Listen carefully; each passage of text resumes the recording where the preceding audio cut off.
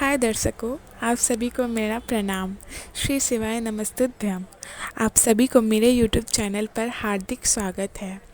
आइए जानते हैं श्री पंडित प्रदीप मिश्रा जी के बोले हुए शिव पुराण की उपाय। धन्यवाद।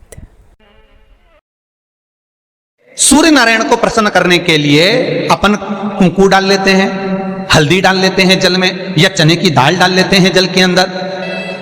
सूर्य नारायण को प्रसन्न करने के लिए हमने चने की दाल डाली, कुंकू डाला, हल्दी डाली, और कभी कभी सूर्य नारायण भगवान से बहुत जरूरी काम है और वो कार्य हो ही नहीं रहा है, या तन पर कोई रोग हो गया है, तो उसको मिटाने के लिए कई बार हमने भगवान सूर्य को अर्घ देते समय सफेद फूल भी डाला है, कभी लाल फूल भी डाला है। उसी तरह भगवान शंकर से निवेदन करने के लिए, हमारी ग्रह दशा सुधारने के लिए जल के पात्र में 2 अक्षत के दाने, अक्षत भी पूर्ण अक्षत। और बाबा भोलेनाथ को जब हम जल समर्पित करें तो राहु, केतु, मंगल, शनि, शुक्र, बृहस्पति जितने ग्रह हैं सब अनुकूल हो जाते हैं महाराज, सब अनुकूल। इतना बड़ा दर्पण जिसमें मुंह देखते हो आप, मुख, इतना बड़ा दर्पण लिया। अच्छा, पहले के लोग जानते नहीं है, पहले जो घरों में, आजकल तो फैशन की बंदरवाल होती है, दरवाजे पे जो बंदरवाल लोग लगाते हैं, कहीं मोती की लगा रहे, कहीं काय की लगा रहे, तो पहले जो बंदरवाल होती थी उस बंदरवाल में अगर कई शहरों में, जैसे काशी साइड में, तो आज भी जो बंदरवाल मिलती है उत्तर प्रदेश में, और चलो तो गुजरात में, तो उसमें इतने बड़े बड़े कांच लगे रहते हैं, दर्पण।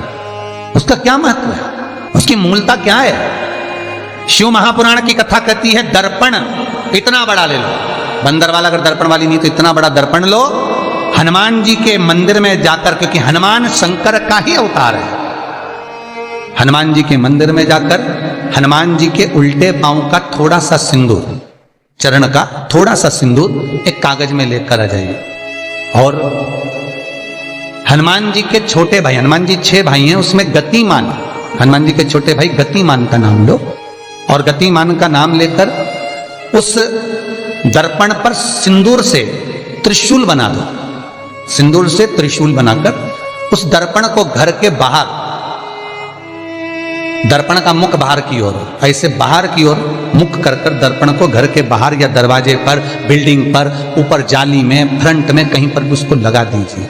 महाराज केवल शंकर का स्मरण कर गतिमान का नाम लेकर हनुमान के उल्टे पांव का सिंदूर का त्रिशूल बनाकर जो दर्पण को लगा देता है, आपको 1 महीने के अंदर अंतर मालूम पड़ जाएगा कि पिछले जो महीने निकले हैं उस महीने का अंदाजा लगाना कि घर में लोग कितने बीमार पड़ते थे, और इस दर्पण को लगाने के बाद बीमारी कम हुई कि नहीं हो कम तो ठंडा कर देना, क्या जा रहा है, पर करके जरूर देखना, विश्वास रखकर करोगे, भगवान शिव का अनुमोदन कर भगवान शंकर पर विश्वास रखकर करोगे तो बीमारी घेर नहीं सकती।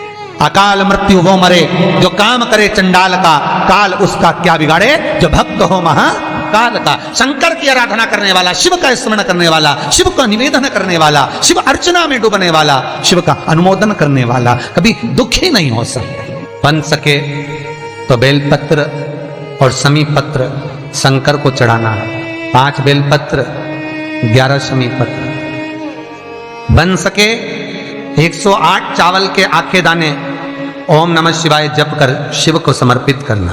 दुख तकलीफ ज्यादा है, रोग बीमारी ज्यादा है, तो पानी में लाल चंदन घोलकर, लाल फूल डालकर, बेलपत्री के पेड़ के नीचे, कई लोग कहते हैं गुरुजी क्या दूध चढ़ाना जरूरी है शंकर पर, कई लोग कहते हैं गुरुजी क्या दही चढ़ाना जरूरी है शंकर पर, शहद चढ़ाना जरूरी है, घृत चढ़ाना जरूरी है, शक्कर चढ़ाना जरूरी है। शिव महापुराण की कथा कहती है 5 चीजें शंकर भगवान पर चढ़ती है। दूध अर्थात घर में लक्ष्मी की वृद्धि करता है, इसलिए चढ़ाया जाता है।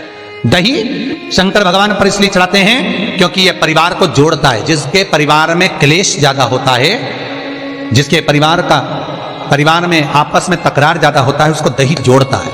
शहद घर में चिड़चिड़ प्रवृत्ति को समाप्त करता है। घी रोग को समाप्त करता है।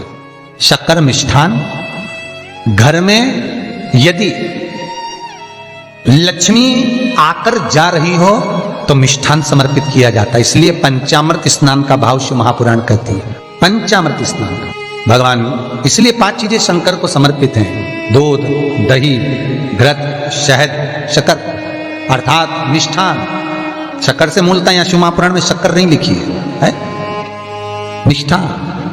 अब लोग शक्कर पीस कर अभिषेक करते हैं, परंतु मिष्ठान अर्थात गाय के दूध से निर्मित कोई मिठाई, और उस मिठाई से भगवान शंकर का अभिषेक। अब लोग भले शक्कर रखने लगे शंकर जी के अभिषेक में, पर यहाँ शक्कर नहीं लिखा है, यहाँ मिष्ठान। हमारे यहाँ सहज भाषा में कहते थे उसको खांड, अर्थात मीठा भाव भगवान शंकर को समर्पित। वेद और शास्त्र कहते हैं कि भगवान का यदि कोई प्रसाद बनता है, जन्माष्टमी के समय पर आप भगवान के लिए पंजेरी बनाते हो, भगवान के लिए सुंदर हरीरा बनाते हो, लड्डू बनाते हो, तो भगवान के प्रसाद में गोंद नहीं डलती।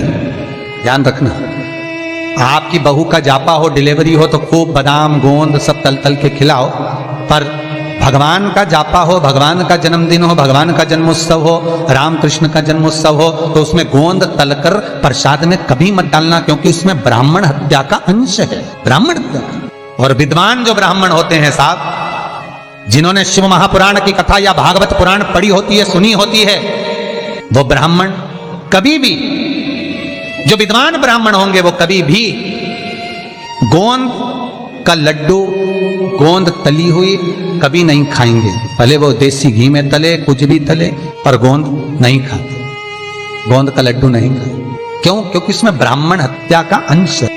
प्रत्येक फोटो में लक्ष्मी विष्णु के साथ नहीं मिलेगी, प्रत्येक फोटो में लक्ष्मी गणेश और सरस्वती मिलेंगे। दीपावली पर पाना खरीद कर लाओ, दिवाली पर कागज खरीद कर लाओ, दिवाली पर फोटो खरीद कर लाइए, लक्ष्मी गणेश के साथ मिलेगी, लक्ष्मी सरस्वती के साथ मिलेगी, पर लक्ष्मी विष्णु के साथ नहीं। क्यों? किस लिए? भगवान विष्णु और लक्ष्मी का फोटो नहीं, गणेश सरस्वती और लक्ष्मी का फोटो। क्यों?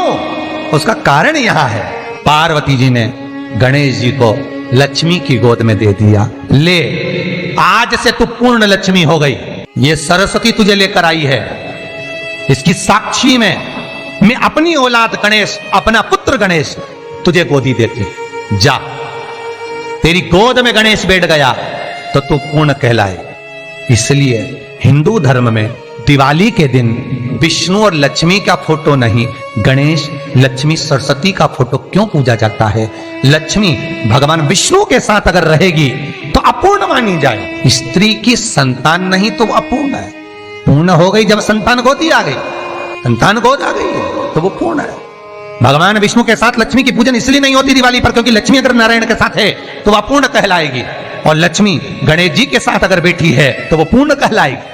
और दुनिया के लोगों को अपूर्ण लक्ष्मी नहीं चाहिए, दुनिया के लोगों को भरपूर पूर्ण लक्ष्मी चाहिए, जो संपदा से परिपूर्ण हो, वैभव सत्ता से परिपूर्ण हो।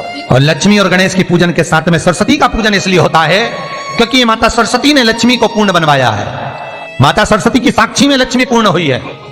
इसलिए दिवाली के दिन गणेश, लक्ष्मी और सरस्वती, इन तीनों का पूजन होता है। कई माताएं कहती है, गुरुजी मेरा पति तो मंदिर ही नहीं जाता, गुरुजी मेरा पति तो भजन ही नहीं करता, मेरा पति तो कभी मंदिर जाता ही नहीं है, मेरा पति तो कभी शंकर को जल ही नहीं चढ़ाता, मेरा पति तो कभी शंकर के अनुमोदन ही नहीं करता। आपसे निवेदन है, नहीं करता मत करिए, आप तो कर रहे हो ना, दूसरे से आशा ना रखिए, आप कर रहे हो बहुत है, आपका पुण्य मिले वो बहुत है, करो, आप करो। हो सकता है जिस दिन विश्वनाथ की कृपा होगी, जिस दिन शंकर करुणा करेंगे, जिस दिन मेरे भोले बाबा दया करेंगे, उस दिन इसको खींचकर मंदिर में बुला लेंगे। आप बुलाने वाले नहीं होंगे, शंकर कृपा करेंगे तो ये अपने आप आ जाए, आप चिंता ना करो।